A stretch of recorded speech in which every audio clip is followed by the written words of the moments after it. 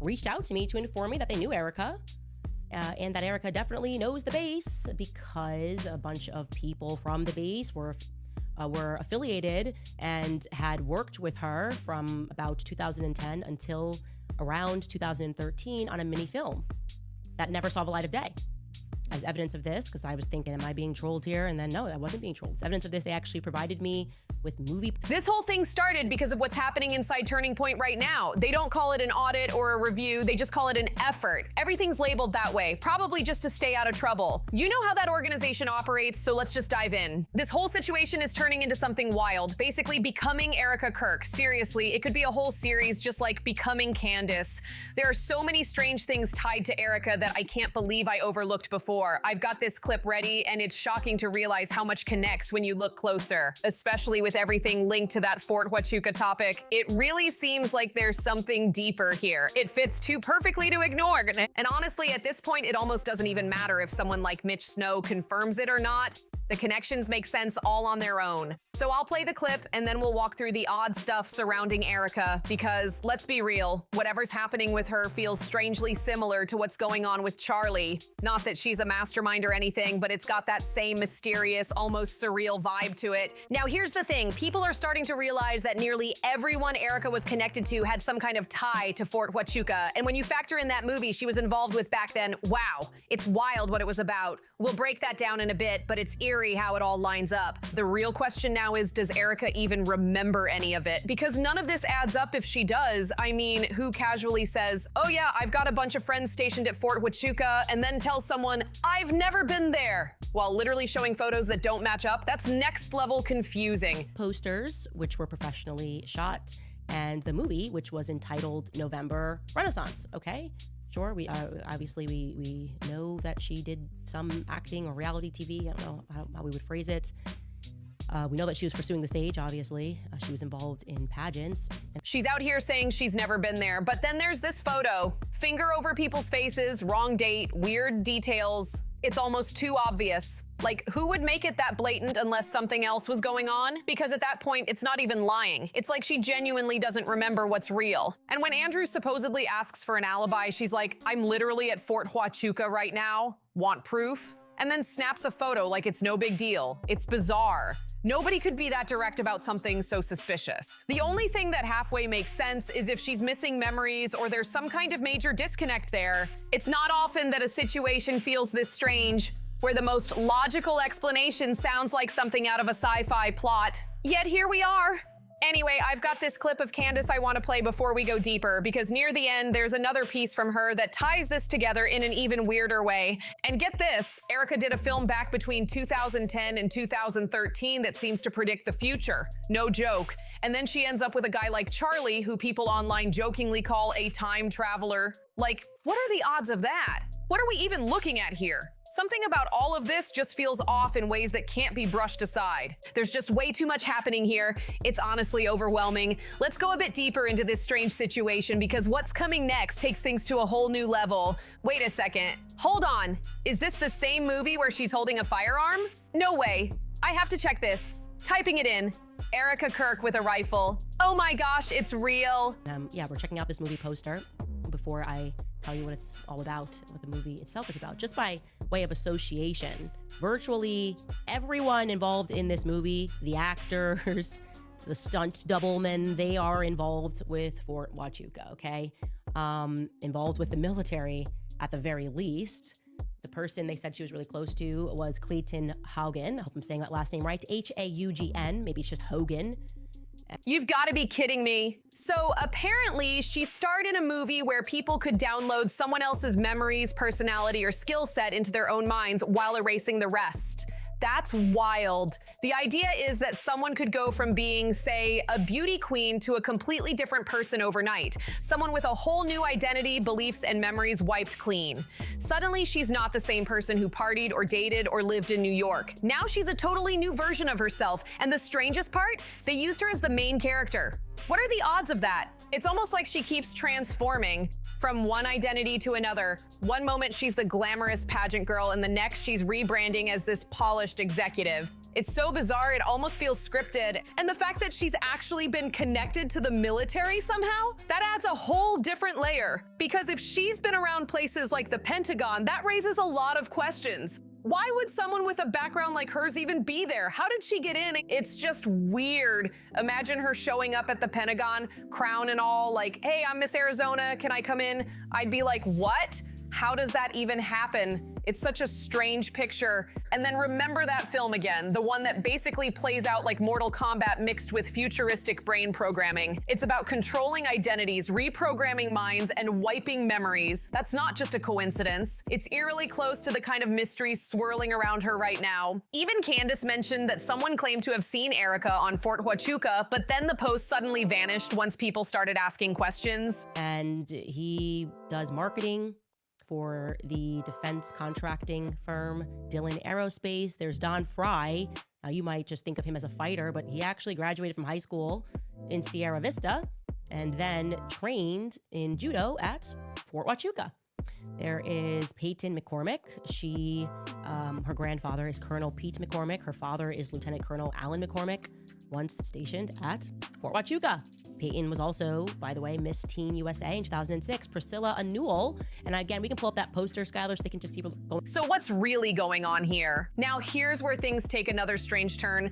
There's also been talk about possible family ties to old school figures from the early 20th century, names tied to organized networks back in the day. People online mention a Rothstein link, the same last name as someone who was allegedly tied to the infamous baseball scandal in the 1920s. That man's associates included big names in early crime history, guys like Meyer Lansky, Lucky Luciano, and Bugsy Siegel, who went on to form what became known as the Commission, a kind of council that brought together multiple crime families and groups from different backgrounds. At that time, major corporations like U.S. Steel were the biggest moneymakers, but those underground organizations were said to rival them in profits. It's almost unbelievable, and now that name, Rothstein, is floating around again in connection with Erika's circle. The coincidences just keep stacking up. Everything about this, her film roles, her travel, her military connections, even the family names that pop up, feels like pieces of a puzzle that somehow all point back to her. It's too many overlaps to just dismiss as random chance. The kind of influence those old figures held was massive, unreal really. That level of power doesn't just disappear overnight. Back in the early 1900s, names like Rothstein, Lansky, and Luciano shaped entire underground networks. And according to what's been discussed, that's the same lineage Erika's family is connected to. It's unbelievable when you think about it. Going through the names here as well. Her father was a lieutenant stationed at Fort Huachuca. There's also Chantel Thuy. I didn't have too much time to go through that person's background, but I could find a clear connection to Fort Huachuca since that's the theme. But we can tell you that her dad worked in artificial intelligence for IBM. So I'm thinking maybe he had something to do with Fort Huachuca. And then that Price Mitchum, that just gets dark. I mean, that young man or older man got put in a Psych 5150 hold, and her roots trace back to people who basically built a huge part of that world. Now, to be clear, no one's saying Erika was involved in anything like that personally. Not at all. It's just that the family history itself is wild. And yeah, it's not like she's out there acting like a movie mob boss or walking around giving orders. But the fact that she even has that tie in her background makes everything around her story feel way too unusual. It's like she's lived 100 different lives, actor, pageant winner, executive, and somehow there's always something mysterious attached to each one. The more you look into it, the more it feels like she's some kind of modern mystery figure, someone who shifts between roles so seamlessly it's hard to tell what's real. And when you go back to the origins of those famous underworld figures, Bugsy Siegel building Las Vegas, Meyer Lansky shaping operations across states, it's mind-blowing how far that influence went. Even Siegel owned what's now the iconic Comedy Store in Los Angeles, which people still say has a haunted history tied to his past. That's the level of intensity her supposed family line was connected to. So when people mention Erika, they're not just talking about her current life, they're connecting all these layers. A family from Philadelphia, major donors, pageant roots, military links, acting roles, and now this rumored heritage. It's like she's somehow standing at the center of a dozen overlapping worlds, and every piece makes her story more complicated. And here's where it gets even more interesting. There's footage of her appearing right before a former intelligence leader at a major event, standing at the same podium on the same topic. That's not something that happens by accident. So who is she really? How does someone go from beauty pageants to high-level speaking events that include people from top security circles? Some say that clip looked like an official agency video, but honestly, it doesn't seem like a promo. Maybe it was shown in that environment or shared internally, but even that possibility is strange enough. The fact that she was presenting on something as serious as EMP systems. I don't know where that direction heads to. Long family of actors. I've got to prod that narrative a bit more. The point is that they told me there's absolutely no way that she's not familiar with Fort Huachuca. I don't know why that was said by Andrew Colvett. She most definitively was, just by nature, like I said, of what her mom did. And also, this poster proves it. Okay, that narrative's officially over. This whole, oh, this is crazy, what are we talking? Okay, that's just done. We can end that, okay? It's crazy. There's just so many people who are just adds to the mystery. It's not your average public appearance. It's something that leaves people asking, wait, how did she end up there? Every part of Erika's story just raises more questions than answers, and somehow every new detail makes it all feel even more surreal. I honestly don't believe Erika was actually sitting in some classified agency meeting. Think about it. If you were walking into a top security building, you wouldn't see a guy in the corner casually filming everyone. That's just not how those places work. If I walked in with a camera while serious officials were talking, they'd stop everything immediately. There's no chance they'd allow that kind of open recording. It would be shut down instantly. So when people see that clip and assume she's at a secret meeting, that's not what's happening. The video actually comes from a project called Black Star, made as a promotional piece for her mother's company. That's why they were discussing defense-related technology like EMP systems. But even then, it's strange who that kind of video would be shown to, because clearly it's aimed at high-level or government-connected audiences. So while it's not a spy film situation, it's still oddly placed. Now, what makes this even stranger are the visuals tied to Erika herself. There's footage showing her hands, and based on verified photos she shared publicly, she had two very specific tattoos. One looked similar to a compass and square combination, and the other resembled the Greek omega symbol. Not your everyday tattoo choices! People noticed that she later had them removed, but traces are still visible. It's not about judging tattoos. Everyone gets them for different reasons, but hers stood out because of where they were placed and how symbolic they looked. It gives off this mysterious, almost coded vibe, like they had meaning beyond aesthetics. And again, it raises the same question. Does she even remember why she got them or what inspired them? Then there's the story about China. At one point, Erika said she lived there, but later Turning Point clarified that she'd only been there for 2 weeks. But if that's the case, why did Charlie publicly repeat that she had lived in China? It's confusing. Either she told him that directly or something got completely twisted along the way. So what's really going on? Are we looking at someone who's intentionally reshaping her story, or someone whose story keeps being reshaped for her? Because none of it lines up normally. The details change, the background shifts. Erika in this film was set to play a character named Evelyn Mathis.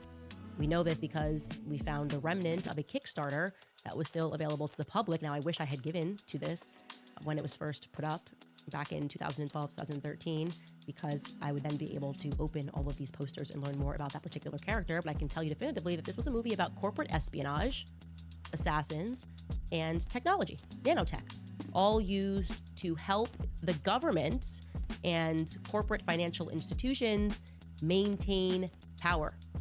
I am not kidding. I'm going to read you the description. The visuals disappear, and the story rewrites itself. And that's the eerie part. Every time you think you understand Erika, another layer appears. The tattoos, the trips, the videos, the shifting timelines, it all feels off. Not just unusual, but like she's living in multiple storylines at once. A lot of people say she's just performing or manipulating the narrative, but honestly, maybe there's something deeper. Maybe, just maybe, she doesn't even realize how many versions of her own story exist. She's sitting there in a Fox interview, emotional, eyes red, tears falling, and it doesn't look fake at all. Some people online say she's acting, that she turns the corner and flips into a different mood, but honestly, it doesn't feel like that. It feels real. Like something deeper is happening inside her that she doesn't even fully understand. It's almost like she drifts in and out of awareness, like someone who forgets who they are for a moment and then snaps back into place. People joke about it online, saying she looks like she suddenly activates when someone calls her name. But when you really watch closely, it's unsettling. She goes from lost to perfectly composed in seconds, like someone flipped a mental switch. Then right after that, the focus shifts again to Frank Turek and Mikey McCoy. Now, Frank was one of Charlie's mentors, stepping into the picture right after Charlie's previous mentor passed away. And now, suddenly, Frank's leaks talking about Erika possibly becoming vice president. It's strange timing, and it adds to this sense that there's a quiet power shuffle going on behind the scenes. The part that really throws people off is the timing of it all. Just 8 days after her husband's tragic passing, Erika steps forward saying she's taking over as CEO. 8 days! That's not something most people would even consider so soon, especially after something that life-altering. It feels cold, almost mechanical, like she's been programmed to move forward without processing what just happened. And that's what keeps making people uneasy. The way she talks about faith, family, and values, but then pivots so fast into business mode. Here, before showing you a video, it says, in the world of tomorrow, the mind has become a hard drive linked to the internet, and once the present divide between technology and humanity has become next to non-existent, driving this world forward are the many emerging multinational corporations that have grown in power far beyond the control of world governments. In this reality, financial institutions vie for dominance through corporate black ops. These clandestine endeavors are carried out by figures known as proxies, cloak and dagger assets that are hired in secret to remove rivals from power or to protect corporate capital from harm. Okay, and it tells us. And it's a movie that predicted the It doesn't match what she and Charlie once stood for publicly. He used to promote traditional family priorities, yet now the narrative is completely flipped. It's almost like she's become the opposite of what they once represented. The entire situation feels surreal. None of her reactions fit what most people would call normal. And when you line up everything, the interviews, the new leadership title, the way mentors suddenly appear, it paints a picture that feels more orchestrated than organic. And then when you compare her background to Charlie's, the differences stand out even more. Charlie came from a pretty regular family. His dad was an architect who worked on some big projects, but otherwise, it was a standard upbringing. Erika, though, is a mystery. Her story keeps changing, her background feels blurred, and every new detail just deepens the confusion about who she really is and what's truly driving her. Erika's whole story just keeps getting weirder the more you look at it. Nothing about her background fits the picture people thought they knew.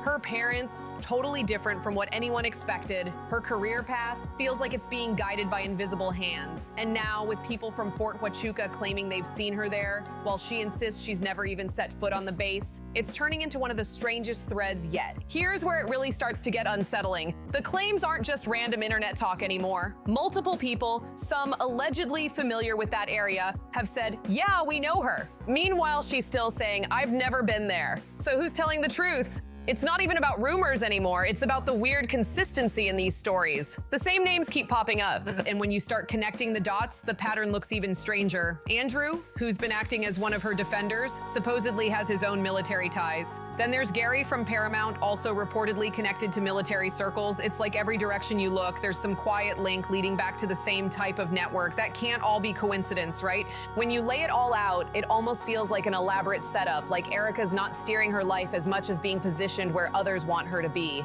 Go listen to the director Clayton himself describe a bit about what this was intended to be about. I say intended because when you start reading the comments in the Kickstarter campaign, you realize they never delivered. They promised to deliver it in 2013. That didn't happen. Here is the director Clayton Hogan speaking about this movie. And that's what makes her story so eerie. It's not just that she's surrounded by powerful or well-connected people, it's that she keeps appearing in spaces she shouldn't logically have access to, from government-linked environments to high-profile business roles. And once you see it, you can't unsee it.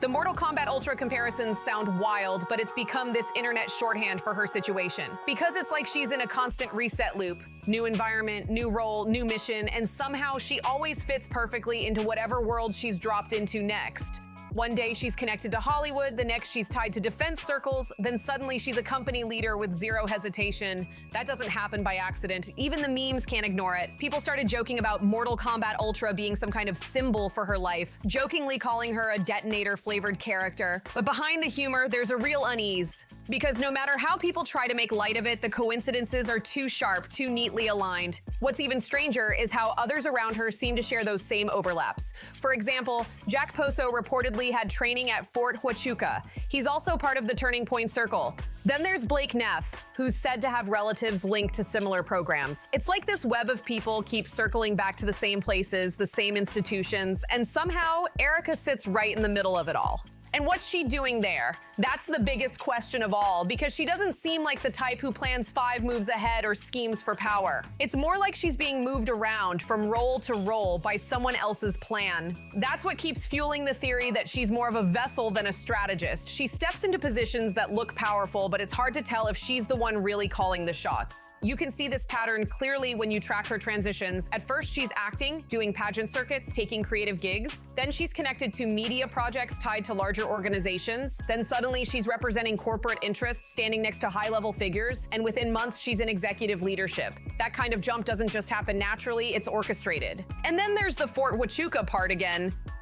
You guys just saw there was a visual pitch to really give you a feel for the atmosphere, but as far as concept goes, we really developed it around a number of questions that we were asking ourselves.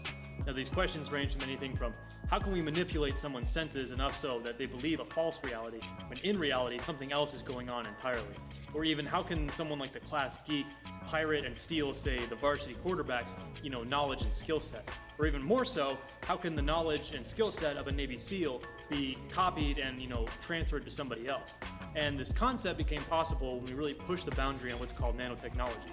So that's tiny little microscopic machines that carry out their function on an atomic level.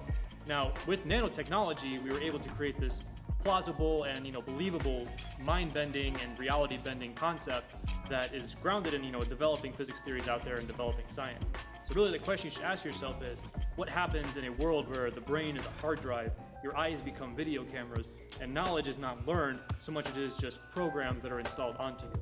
People who've claimed to see her there don't all agree on the timing, but the fact that multiple stories exist at all is suspicious. If it were just one person saying it, fine, it could be a mix-up, but when several people independently say, yeah, she was there, and then the official response is complete denial, it doesn't make sense, especially when other names in her circle are openly linked to the same base. It's almost like the closer you get to the truth, the fuzzier everything becomes. Every time someone brings up documentation or tries to verify something, it disappears or changes. That's exactly what makes people think there's something being hidden or someone working hard to keep the narrative clean. And once you take all that in, the military ties, the changing stories, the sudden promotions, it starts to feel like she's not a typical public figure at all, more like a placeholder. A perfectly shaped personality that can be inserted anywhere, Hollywood, business, or politics, and somehow she always fits. That's not normal. When people say she's a vessel, that's what they mean. It's not about being dramatic, it's about how she functions. Every version of Erika feels like a completely new person. The actress, the spokesperson, the CEO,